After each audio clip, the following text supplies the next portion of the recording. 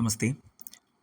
6ാം ക്ലാസ്സിലെ CBSE NCERT പാഠപുസ്തകമായിട്ടുള്ള ദീപകത്തിലെ 11ാമത്തെ പാഠമാണ് പൃഥിവ്യാം ത്രീണി രത്നാനി. ഈ ഒരു വീഡിയോയിലൂടെ നമുക്ക് ഈ പാഠഭാഗം മനസ്സിലാക്കാം. പാഠത്തിലേക്ക് കിടക്കാം.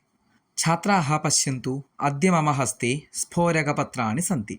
അധ്യാപകൻ കുട്ടികളോട് പറയാണ്, എൻ്റെ കയ്യിൽ ഇന്ന് ചാർട്ടുകളുണ്ട്, എല്ലാവരും നോക്കൂ. ശ്രീമൻ സ്ഫോരകപത്ര കിം അസ്തി. ഈ ചാർട്ടിൽ എന്താണുള്ളത്? സ്ഫോരകപത്രം എന്ന് വെച്ചാൽ ചാർട്ടാണ്. കുട്ടികൾ ചോദിക്കുകയാണ്, ചാർട്ടിൽ എന്താണുള്ളത്? ഛാത്രാഹ ഏതാനി സ്ഫോരകപത്രാണി ഭിത്തൗ സ്ഥാപയന്തു തദനന്തരം സ്വയം ഏവ പശ്യന്തു. ഈ ചാർട്ടുകളൊക്കെ ഭിത്തിയിൽ, ചുമരിൽ തൂക്കൂ, എന്നിട്ട് സ്വയം നോക്കൂ എന്നാണ് അധ്യാപകൻ പറഞ്ഞത്. ശ്രീമൻ സ്ഫോരകപത്രേത്തു സുന്ദരം ചിത്രമസ്തി ശ്ലോകാഹ അപ്പി സന്തി. അപ്പോൾ ഒരു കുട്ടി പറയാണ്, സ്ഫോരകപത്രത്തിൽ ചാർട്ടിൽ നല്ല സുന്ദരമായിട്ടൊരു ചിത്രമുണ്ട്, അതേപോലെ ശ്ലോകങ്ങളും ഉണ്ട്. സത്യം ഏതാനി സുഭാഷിതാനി സന്ധി. ഇവയൊക്കെ സുഭാഷിതങ്ങളാണ്. സുന്ദരവചനാനി ഏവ സുഭാഷിതാനി ഭവന്തി. സുന്ദരമായിട്ടുള്ള വചനങ്ങളാണ് സുഭാഷിതം എന്ന് പറയുന്നത്. ഏതാനി അസ്മാകം കൃതേ ഉത്തമ കാര്യാർത്ഥം പ്രേരണ യച്ഛന്തി. ഈ സുഭാഷിതങ്ങളൊക്കെ നമുക്ക് നല്ല കാര്യങ്ങൾ ചെയ്യാനായിട്ടുള്ള പ്രേരണ നൽകുന്നു. ശ്രീമൻ തർഹി വയം സുഭാഷിതാനി പഠാമ. അപ്പോൾ കുട്ടികൾക്കൊക്കെ ഇൻട്രസ്റ്റായി. കുട്ടികൾ പറഞ്ഞു, നമുക്ക് ഈ സുഭാഷിതം ഇന്ന് നമുക്ക് പഠിക്കാം. ഈ ഒരു പാഠത്തിൽ 8 സുഭാഷിതങ്ങളാണ് കൊടുത്തിരിക്കുന്നത്. അപ്പോൾ 1ാമത്തെ സുഭാഷിതം നമുക്ക് നോക്കാം. പൃഥിവ്യാം ത്രീണി രത്നാനി ജലമന്നം സുഭാഷിതം മൂഢൈഹി പാഷാണഖണ്ഡേഷു രത്നസപ്ഞ വിധീയതേ. ഓരോ സുഭാഷിതം പഠിക്കണമെങ്കിൽ നമുക്ക് പദച്ഛേദം, അന്വയം, ഭാവാർത്ഥം, ഇങ്ങനെ ഒരു ക്രമമുണ്ട്. അപ്പോൾ അതിലെ 1ാമത്തെ പദച്ഛേദം, ഒരുമിച്ചുള്ള പദങ്ങൾ സ്പ്ലിറ്റ് ചെയ്ത് കഴിഞ്ഞ് നമുക്ക് എളുപ്പം വായിക്കാൻ കിട്ടും. അതുകൊണ്ടാണ് സ്പ്ലിറ്റ് ചെയ്യുന്നത്. അപ്പോൾ പദച്ഛേദം നോക്കാം. പൃഥിവ്യാം ത്രീണി രത്നാനി ജലം അന്നം സുഭാഷിതം മൂഢൈഹി പാഷാണ ഖണ്ഡേഷു ന സപ്ഞ വിധീയതേ. അന്വയ, അതായത് ശ്ലോകം എന്ന് പറയുന്നത് കറക്റ്റായിട്ടുള്ള ഓർഡറിലായിരിക്കില്ല. വൃത്തം ഒക്കെ കറക്റ്റ് ആവാനായിട്ട് ഡിസോർഡറിലായിരിക്കും കൊടുക്കുക. അപ്പോൾ കറക്റ്റ് ഓർഡറിൽ സെൻറ്റൻസ് വായിക്കുന്ന രീതിയിൽ മനസ്സിലാക്കാനാണ് അന്വയം നമ്മൾ ചെയ്യുന്നത്. പൃഥിവ്യാം ജലം അന്നം സുഭാഷിതം ഇതി ത്രീണി രത്നാനി സന്ധി. ഈ ഭൂമിയിൽ ജലം, അന്നം, സുഭാഷിതം എന്നിങ്ങനെ 3 രത്നങ്ങളാണ് ഉള്ളത്. മൂഢൈഹി പാഷാണഖണ്ഡേഷു രത്നസപ്ഞ വിധീയതി. മൂഢന്മാർ, ബുദ്ധിയില്ലാത്ത ആൾക്കാർ, പാഷാണഖണ്ഡേഷു വെറും കല്ലും കഷ്ണങ്ങളെ രത്നസപ്ഞ, രത്നം എന്ന നാമത്താൽ വിളിക്കുന്നു. അതായത് നമ്മൾ സാധാരണ ആഭരണങ്ങളിലൊക്കെ അണിയുന്ന നവരത്നങ്ങളുണ്ടല്ലോ, ആ നവരത്നങ്ങളെയാണ് രത്നം എന്നാണ് കരുതപ്പെടുന്നത്. പക്ഷേ യഥാർത്ഥത്തിൽ അതുമാത്രമല്ല, അന്നം, സുഭാഷിതം, ജലം ഒക്കെ എന്ത് തന്നെയാണ്? 3 രത്നങ്ങൾ തന്നെയാണ് എന്നാണ് പറയുന്നത്. നമുക്ക് അത്യാവശ്യം വേണ്ടപ്പെട്ടവയാണ് ഈ 3. ഭാവാർത്ഥം: പൃഥിവ്യാം ത്രീണി രത്നാനി സന്തി താനി രത്നാനി ജലം അന്നം സുഭാഷിതം ച ഭവന്തി. ഈ ഭൂമിയിൽ 3 രത്നങ്ങളാണ് ഉള്ളത്. അവ ഏതൊക്കെയാണ്? താനി, അവ, രത്നാനി ജലം അന്നം സുഭാഷിതം ച ഭവന്തി. ആ രത്നങ്ങൾ ജലം, അന്നം, സുഭാഷിതം, വെള്ളം, ആഹാരം, സുഭാഷിതം, നല്ല ഭാഷണം അല്ലെങ്കിൽ നല്ല രീതിയിൽ സംസാരിക്കുക എന്നതാണ് സുഭാഷിതം എന്നതുകൊണ്ട് ഉദ്ദേശിക്കുന്നത്. കിന്തു മൂർഖജനാഹ, ബുദ്ധിയില്ലാത്ത ആൾക്കാർ, തു പാഷാണഖണ്ഡാൻ രത്നാനി ഇതി വദന്തി. പാഷാണഖണ്ഡാൻ, വെറും കല്ലും കഷ്ണങ്ങളെ മാത്രം എന്തായിട്ട് കണക്കാക്കുന്നു? രത്നങ്ങളായിട്ട് കണക്കാക്കുന്നു. യഥാർത്ഥത്തിൽ അതുമാത്രമല്ല നമുക്ക് ആവശ്യമുള്ളത്, ജലം, അന്നം, സുഭാഷിതം, ഈ 3ഉം ഭൂമിയിലെ രത്നങ്ങൾ തന്നെയാണ് എന്നാണ് പറയുന്നത്. അപ്പോൾ ഈ 3ഉം നമ്മൾ ഒരു കാരണവശാലും വേസ്റ്റാക്കാൻ പാടില്ല, കറക്റ്റായിട്ട് യൂസ് ചെയ്യുക എന്നുള്ള അർത്ഥവും കൂടി നമുക്ക് ഈ സുഭാഷിതം നമുക്ക് തരുന്നു. ഒന്നും കൂടി 1ാമത്തെ സുഭാഷിതം വായിക്കാം. പൃഥിവ്യാം ത്രീണി രത്നാനി ജലം അന്നം സുഭാഷിതം മൂഢൈഹി പാഷാണഖണ്ഡേഷു രത്നസപ്ഞ വിധീയതേ. അടുത്തത് 2ാമത്തെ സുഭാഷിതം. അയം നിജ പരോവേത്തി ഗണനാലഘുചേതസാം ഉദാരചരിതാനാം തു വസുധൈവ കുടുംബകം. പദച്ഛേദഃ അയം നിജഃ പരഃ വാ ഇതി ഗണനാലഘുചേതസാം. ഇവിടെ വാ ഇതി, വേത്തി എന്നുള്ളത് വാ അധികം ഇതി, എങ്ങനെയാണ് സ്പ്ലിറ്റ് ചെയ്യേണ്ടത്? ഗണനാലഘുചേതസാം ഉദാരചരിതാനാം തു വസുധ ഏവ കുടുംബകം. വസുധൈവ എന്ന് പറയുന്നത് വാക്ക് നമുക്ക് എങ്ങനെ സ്പ്ലിറ്റ് ചെയ്യാം? വസുധ അധികം ഏവ കുടുംബകം, അങ്ങനെയാണ് സ്പ്ലിറ്റ് ചെയ്യേണ്ടത്. അന്വയ അയം നിജഃ പരഃ വാ ഇതി ഗണന ലഘുചേതസാം ജനാനാം ഭവതി. ഇത് എൻ്റെ ആൾക്കാർ, അത് നിൻ്റെ ആൾക്കാർ, ഇതെൻ്റെ, അത് നിൻ്റെ എന്നിങ്ങനെ ചിന്താഗതി ആർക്കാണ്?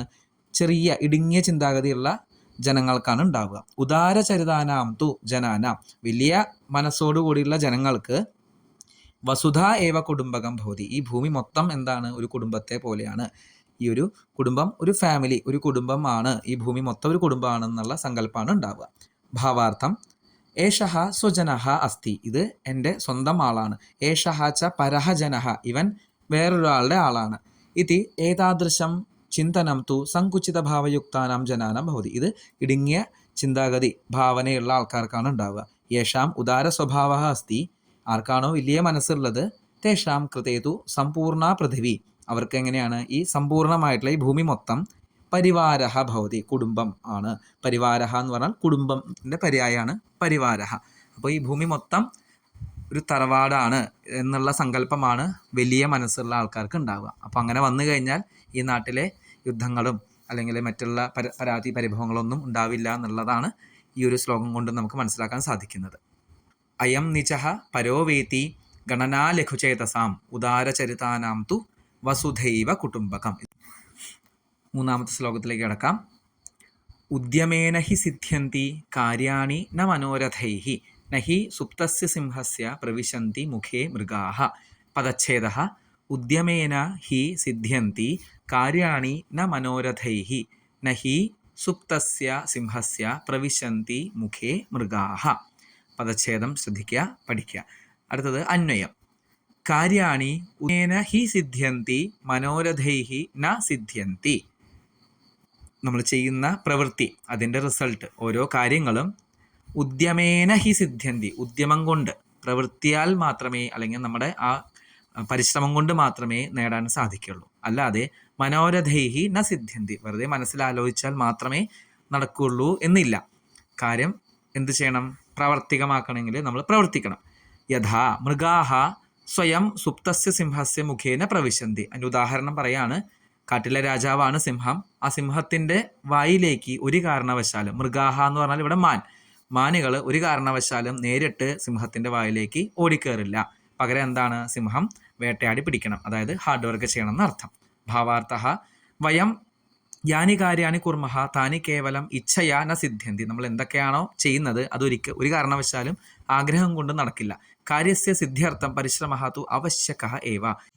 കാര്യം നേടണമെങ്കിൽ അവശ്യമായിട്ട്, ഉറപ്പായിട്ട് നമുക്ക് പരിശ്രമം ചെയ്യണം. സിംഹഃ യദ്യപി ശക്തിമാൻ ഭവതി തഥാപി ആഹാരസ്യ കൃതേ സഹ അപി പരിശ്രമം കരോതി.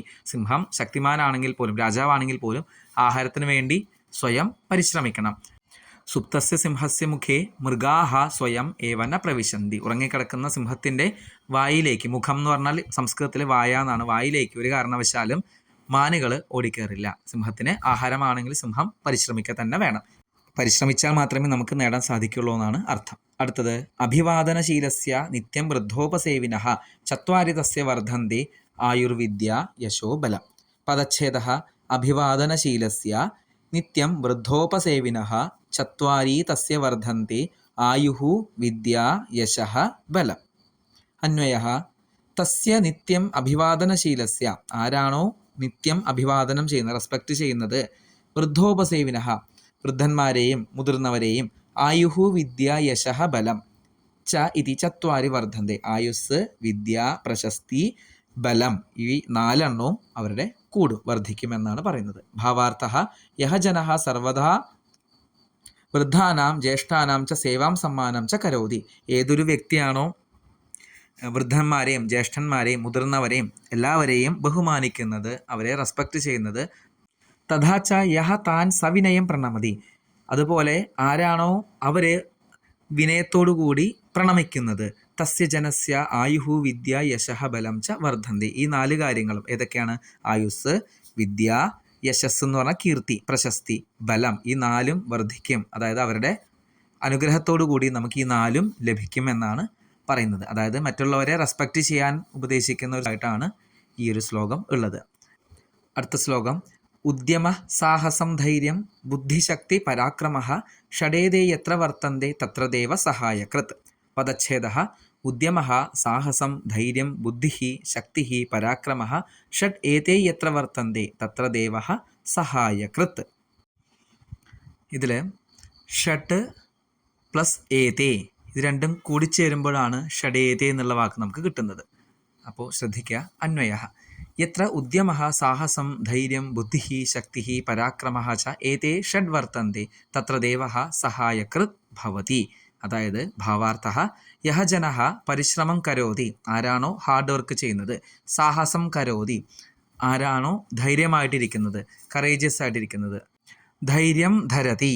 ഇവിടെ ധൈര്യം എന്ന് പറഞ്ഞു കഴിഞ്ഞാൽ ക്ഷമ എന്നുള്ള അർത്ഥത്തിലാണ് ഉപയോഗിച്ചിരിക്കുന്നത്. ബുദ്ധേഹേ പ്രയോഗം കരോതി, ബുദ്ധി കറക്റ്റായിട്ട് ഉപയോഗിക്കുന്നത്. ബലശാലി വർത്തതെ, ബലമുള്ളവനായിട്ട് ഇരിക്കുന്നത്. പരാക്രമീച്ച വർത്തതെ, പരാക്രമം ചെയ്യുന്ന ഒരാളായിട്ട് ഇരിക്കുന്നത്. തസ്യ കാര്യേ പരമേശ്വരഃ അപി സഹായതാം കരോതി, അവൻ്റെ കാര്യത്തിൽ ഈശ്വരൻ പോലും ഹെൽപ്ഫുള്ളാണ്, സഹായിക്കും എന്നാണ് പറയുന്നത്. അതായത് ഈ 6 കാര്യങ്ങൾ ആർക്കാണുള്ളത്, അവനെ ഈശ്വരൻ എപ്പോഴും സഹായിക്കും എന്നുള്ള അർത്ഥമാണ് ഈ ഒരു ശ്ലോകത്തിന് ഉള്ളത്. അടുത്ത ശ്ലോകത്തിലേക്ക് കടക്കാം. വിദ്യാ ദദാതി വിനയം വിനയാദ് യാതി പാത്രതാം പാത്രത്വാത് ധനമാപ്നോതി ധനാത് ധർമ്മം തതഃസുഖം. പദച്ഛേദഃ വിദ്യാ ദദാതി വിനയം വിനയാത് യാതി പാത്രതാം പാത്രത്വാത് ധനം ആപ്നോതി ധനാത് ധർമ്മം തതഃസുഖം. അന്വയഃ വിദ്യാ വിനയം ദദാതി മനുഷ്യഃ വിനയാത് പാത്രതാം യാതി പാത്രത്വാത് ധനം ആപ്നോതി ധനാത് ധർമ്മം തതഃസുഖം ച ആപ്നോതി. ഭാവാർത്ഥം നോക്കിക്കഴിഞ്ഞാൽ കുറച്ചും കൂടി അർത്ഥം എളുപ്പമായിട്ട് മനസ്സിലാക്കാം. ഇവിടെ വിദ്യാവിനയം ദദാതി, വിദ്യ നമുക്ക് എന്ത് നൽകുന്നു, വിനയം നൽകുന്നു. അതായത് വിദ്യ നേടിക്കഴിഞ്ഞാൽ നമുക്ക് വിനയമുള്ളവനായിട്ട് മാറാൻ സാധിക്കും. വിനയകാരണേന ജനഃ യോഗ്യതാം പ്രാപ്നോതി. ഇവിടെ പാത്രതാം എന്നതുകൊണ്ട് ഉദ്ദേശിക്കുന്നത് യോഗ്യത, ഏബിൾ ആകുന്നു, അതിനൊരു എലിജിബിലിറ്റി ഉണ്ടാകുന്നു എന്നാണ് അർത്ഥം. അതായത് വിനയത്തോടു കൂടി പെരുമാറുന്ന ആൾക്കാരെ എല്ലാവർക്കും ഇഷ്ടമാണ്. അങ്ങനത്തെ ഒരാളെ ആ ഒരു നല്ലൊരു പദത്തിലേക്ക് എത്തിച്ചേരാനായിട്ട് സാധിക്കുന്നു. യോഗ്യഃ ജനഃ സരളതയാ ധനം ആർജയതി, അതിനെ യോഗ്യത ഉള്ള ആ ജനത്തിന്, ആ ഒരു വ്യക്തിക്ക് എളുപ്പമായിട്ട് ധനം നേടാനായിട്ട് സാധിക്കുന്നു. ആ പൊസിഷനിലെത്തുമ്പോൾ ധനം നേടുന്നു. ധനം കിട്ടിക്കഴിഞ്ഞാൽ ധനം കൊണ്ട് ധർമ്മം ആചരിക്കുന്നു. ധർമ്മം ആചരിക്കുന്നത് വഴി ആ ഒരു വ്യക്തിക്ക് സുഖം ലഭിക്കുന്നു. അപ്പോൾ അതഃ വിദ്യ അവശ്യമേവ സുഖം ദദാതി, അതുകൊണ്ട് വിദ്യ ഉറപ്പായും സുഖം നൽകുന്നു എന്നാണ് പറയുന്നത്. അപ്പോൾ വിദ്യ നേടിക്കഴിഞ്ഞാൽ നമുക്ക് ആത്യന്തികമായി സുഖത്തിലേക്ക് എത്തിച്ചേരാം എന്നുള്ള ശ്ലോകമാണ് വിദ്യാദദാതി വിനയം എന്നുള്ള ശ്ലോകം കൊണ്ട് അർത്ഥമാക്കുന്നത്. അടുത്ത ശ്ലോകത്തിലേക്ക് കിടക്കാം. അപി സ്വർണമയീ ലങ്ക നമേ ലക്ഷ്മണ രോചത്തെ ജനനീ ജന്മഭൂമിശ്ച സ്വർഗാദപി ഗരീയസി. പദച്ഛേദഃ അപി സ്വർണമയീ ലങ്ക ന മേ ലക്ഷ്മണ രോചത്തെ ജനനീ ജന്മഭൂമിഃ ച സ്വർഗാത് അപി ഗരീയസി. ഇതിൽ ജന്മഭൂമിശ്ച എന്നുള്ള പദം നമ്മൾ സ്പ്ലിറ്റ് ചെയ്യുമ്പോൾ ജന്മഭൂമിഹി അധികം ച അങ്ങനെയാണ് നമ്മൾ ആക്കേണ്ടത്. അതുപോലെ സ്വർഗാദപി എന്നുള്ളത് സ്വർഗാത്ത് അധികം അപി എന്നിങ്ങനെയാണ് നമ്മളത് സ്പ്ലിറ്റ് ചെയ്യേണ്ടത്. ഇനി അന്വയം നോക്കാം. ഹേ ലക്ഷ്മണ, ലക്ഷ്മണനോട് പറയാണ്, സ്വർണമയീ അപി ലങ്ക മേ മഹ്യം ന രോചത്തെ യതോ ഹി ജനനീ ജന്മഭൂമിഹി ച സ്വർഗാത് അപി ഗരീയസി ഭവതി. ഭാവാർത്ഥം നോക്കിക്കഴിഞ്ഞാൽ കുറച്ചും കൂടി വ്യക്തമാവും.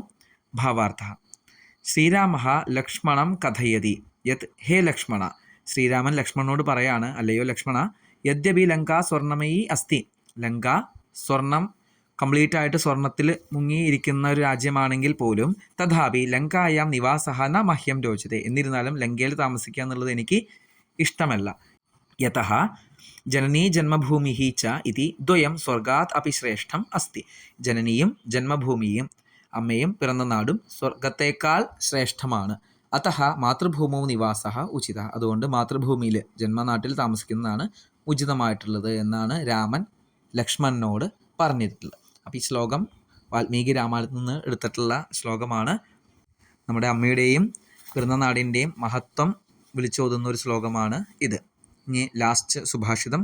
പുസ്തകസ്ഥാതു യാ വിദ്യ പരഹസ്തഗതം ധനം കാര്യകാലേ സമുത്പന്നേ ന സാ വിദ്യ ന തദ്ധനം. പദച്ഛേദഃ പുസ്തകസ്ഥാ തു യാ വിദ്യ പരഹസ്തഗതം ധനം കാര്യകാലേ സമുത്പന്നേ ന സാ വിദ്യ ന തദ്ധനം.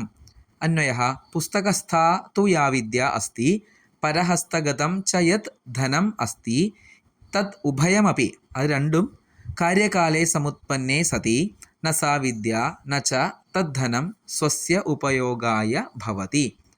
അതായത് ഒന്നുമില്ല, ഭാവാർത്ഥം നോക്കിക്കഴിഞ്ഞാൽ മനസ്സിലാക്കാം. കസ്യചിത് സമീപേ അനേകാനി പുസ്തകാനി സന്തി.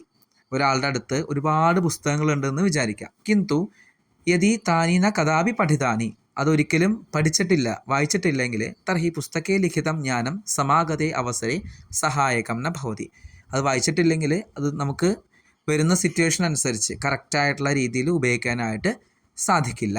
അപ്പം ഇത് ബുദ്ധിസ്ഥ വിദ്യ ഏവ കാര്യം സാധയതി. പക്ഷേ ബുദ്ധിയിൽ ഉറച്ചിട്ടുള്ള ആ ഒരു ജ്ഞാനം, ആ ഒരു അറിവ് എപ്പോഴും നമുക്ക് കാര്യം നടത്താനായിട്ട് സഹായകമാവും. ഏവമേവ അന്യേഭ്യ പ്രദത്തം ധനം, മറ്റുള്ളവർക്ക് കൊടുത്തിട്ടുള്ള പൈസയും അപ്പം ഈ സമാഗതേ അവസരേ സഹായകം ന ഭവതി, നമുക്ക് ആവശ്യമുള്ള സമയത്ത് സഹായകം ആവില്ല, സഹായം ചെയ്യില്ല. സ്വഹസ്തേ യത് ധനം ഭവതി തദേവ ധനം കാര്യം സാധയതി ഇതി. നമ്മുടെ കയ്യിലുള്ള എത്ര പൈസയാണോ ഉള്ളത് ആ പൈസ മാത്രമേ, ആ ധനം മാത്രമേ നമ്മുടെ കാര്യം നേടാനായിട്ട് സഹായകമാകുകയുള്ളൂ. അതേപോലെ തന്നെ ബുക്കിലുള്ള വിദ്യ നമ്മുടെ ബുദ്ധിയിലാക്കിയാൽ മാത്രമേ നമുക്ക് ഹെൽപ്ഫുൾ ആവുള്ളൂ. അല്ലാതെ ബുക്കിൽ തന്നെയുള്ള വിദ്യ അവിടെ തന്നെയാണെങ്കിൽ നമുക്കൊരിക്കലും യൂസ്ഫുൾ ആവില്ല. അപ്പോൾ പുസ്തകങ്ങൾ വായിക്കുക, അറിവ് നേടുക, അത് വേണ്ട രീതിയിൽ ഉപയോഗിക്കുക എന്നുള്ള അർത്ഥമാണ് ഈ ശ്ലോകം കൊണ്ട് ഉദ്ദേശിച്ചിട്ടുള്ളത്. അപ്പോൾ ഇത്രയും ശ്ലോകങ്ങളാണ് ഈ ഒരു പാഠഭാഗത്തിൽ പഠിക്കാനായിട്ടുള്ളത്. അപ്പോൾ അടുത്ത വീഡിയോയിലൂടെ ഈ പാഠത്തിൻ്റെ തുടർ പ്രവർത്തനങ്ങൾ നമുക്ക് മനസ്സിലാക്കാം, പഠിക്കാം. ധന്യവാദാഹ.